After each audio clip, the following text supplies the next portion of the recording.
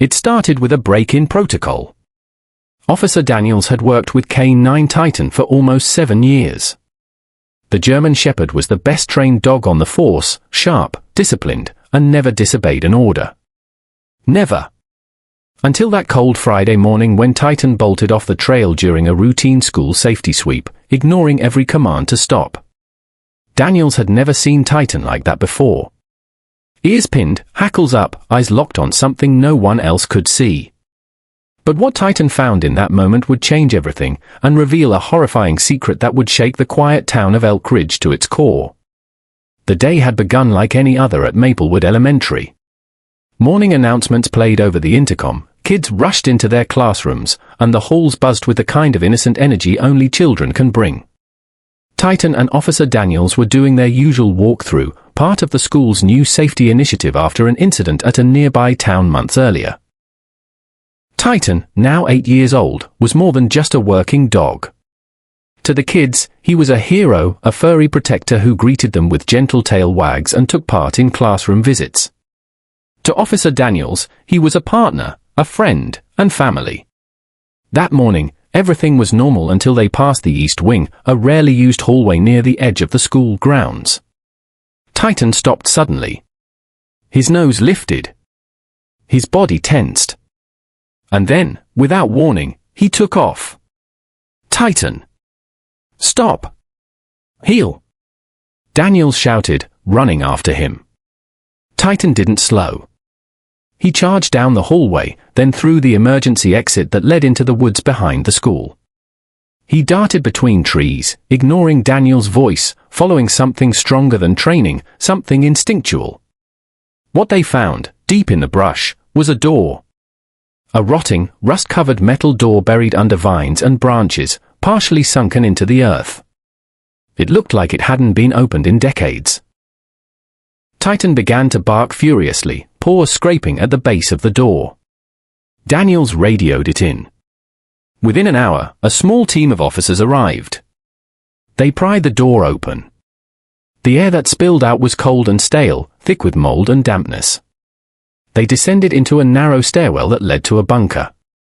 Inside were old, broken desks, child-sized chairs, and drawings on the walls.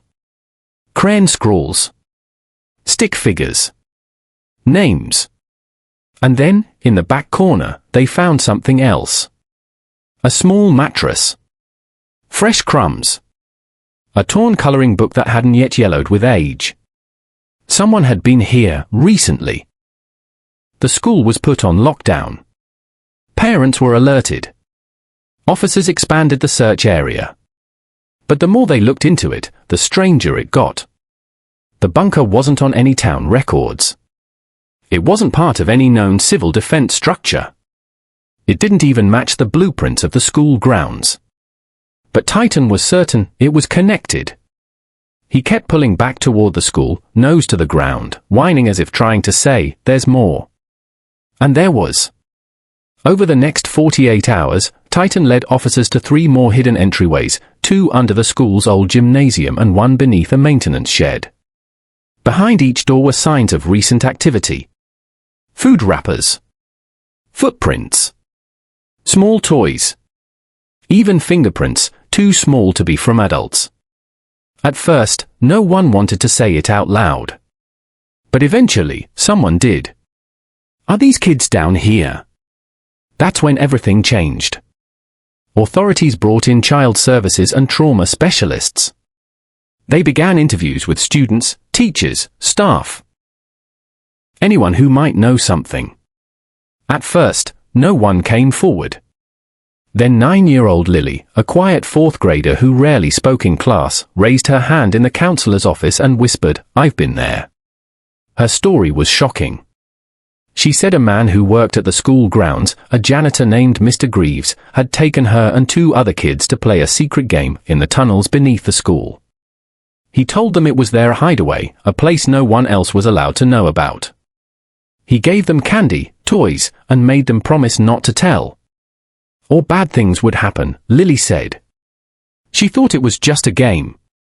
But she said something changed a few weeks ago. Mr. Greaves became meaner. He stopped bringing snacks. he locked the doors behind them. One day, he didn't come back for hours. When Titan ran into the woods that morning, he wasn't chasing danger, he was chasing a faint trail of Lily's scent. She had dropped a tiny ribbon near the emergency exit days earlier, the last time she was taken underground. It was enough for Titan to track. Thanks to him, the hidden tunnels were discovered before more harm could be done. Mr. Greaves was arrested that same evening, trying to flee the county. His basement contained surveillance equipment, dozens of notebooks, and photos that made the officers sick to their stomachs. He'd been planning to expand, to lure more children, to build more hiding places. The truth was even darker than they feared. But because of Titan, it ended before it could go further. The aftermath rocked Elkridge. Parents pulled their children from school. Counselors were brought in. The entire school was shut down for inspection. But in the middle of that chaos stood Titan, calm, loyal, and, for the first time in his life, completely forgiven for breaking the rules. Officer Daniels knelt beside him at a press conference and said he didn't follow orders that day. He followed his heart. And it saved lives. Titan was awarded the Medal of Valor, the first dog in Elkridge County to ever receive it. But he didn't care about medals. His eyes were always on the children. On Lily, who now smiled again when she saw him. On the kids he'd never even met, but who would never have to know what waited in the dark.